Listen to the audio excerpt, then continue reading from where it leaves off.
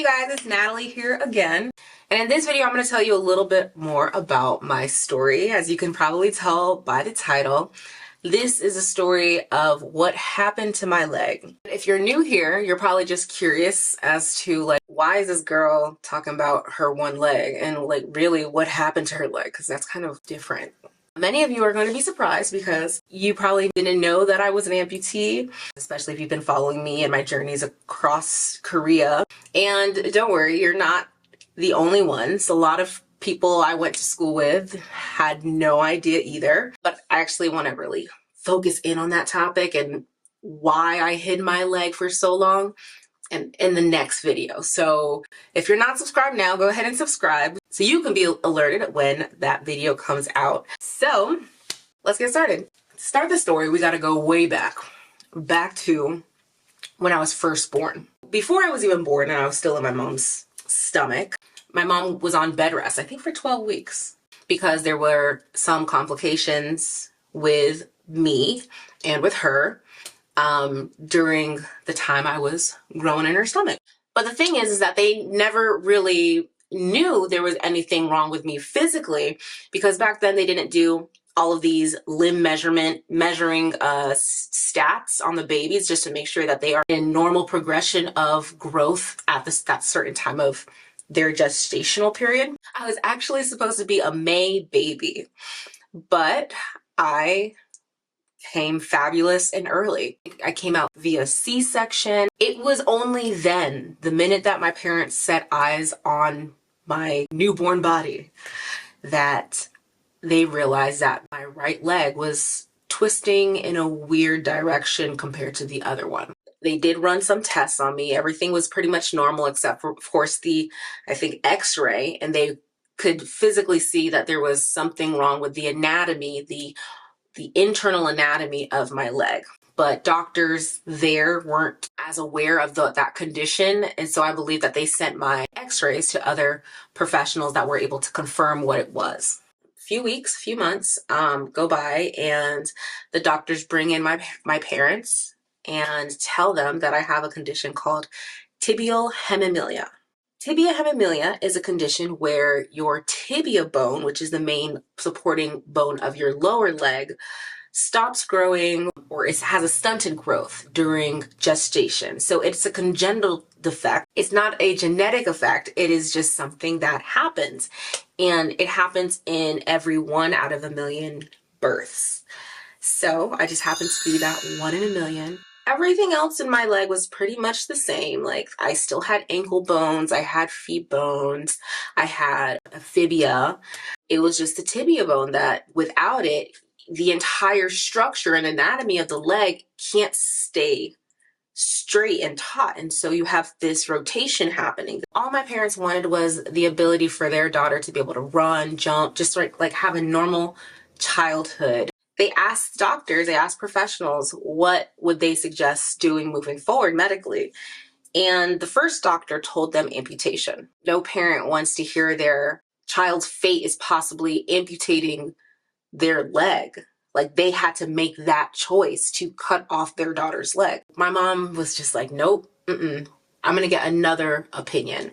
And so she took my lab, she took my x-rays and sent them across the United States to renowned doctors, even some in Hawaii, everywhere. Another doctor confirmed amputation would be the best route for me, but the other doctor suggested leg lengthening. Since that was something new, my mom wanted to learn more about that option, because that option gave the child the ability to potentially keep their leg. What leg lengthening is, doctors would break the bone, the stunted bone, in half, add a rod and supporting structures into the bone to promote that bone to grow naturally. That would be a process that the child would have to experience all the way through their childhood until they physically stop growing. The complications that came along with that was, well,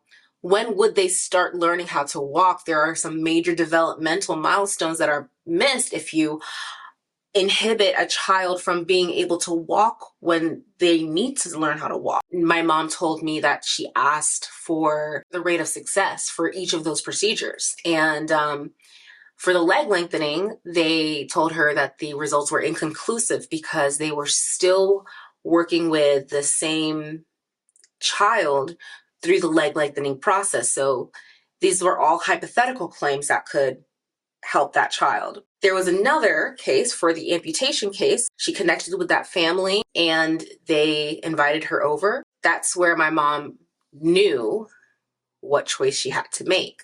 She saw a little boy that had the same condition as I did, wearing a prosthetic leg and running around with his siblings like nothing stopped him. Seeing that gave her hope that that could be for her daughter too. And so on the week before my first birthday, my right leg was amputated below the knee. After my amputation, they wrapped up my leg, in a cast, like a hard cast, similar to the one that you'll have if you broke your arm. And they sent me home a few days after my amputation. My family says it's like nothing fazed me. I was up and still trying to lift myself up, to stand up. I was standing on the cast, balancing like it wasn't hurting or painful.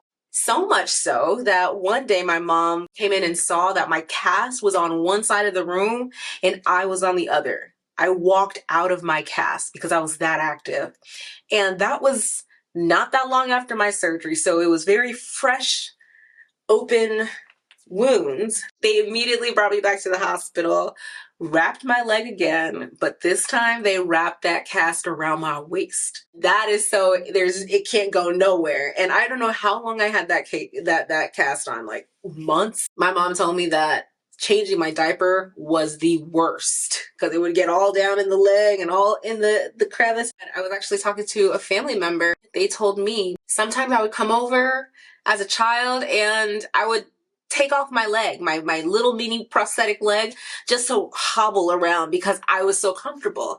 And that's one thing I could say is that my family always, even though they themselves are probably like, whoa, this child just threw her leg over there, There wasn't anything wrong with me. I didn't know what wrong was. Everything really shifted in my perception of me when I started going to school.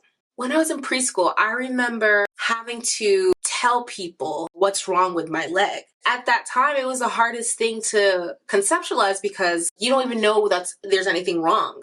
I did have one incident in school that shifted my mindset in seeing me as different and my leg as being wrong. And that is where I started trying to control people's perception of me. At that point in my childhood, it was ingrained in me that I will always be asked what's wrong with me and that it's bad.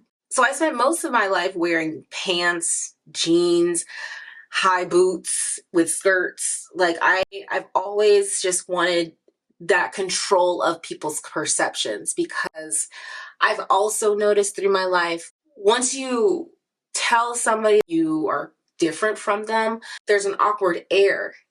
So what is it like having one leg? That is a question that I won't be able to answer because I don't know what it's like having two legs. I've always had one leg. I've learned how to walk with one leg. What I can do is tell you as best as I can, living and growing up like me. But yeah, I can actually show you my leg. There's nothing real special to it because it's actually a prototype, but this is it. Say hi to my leg.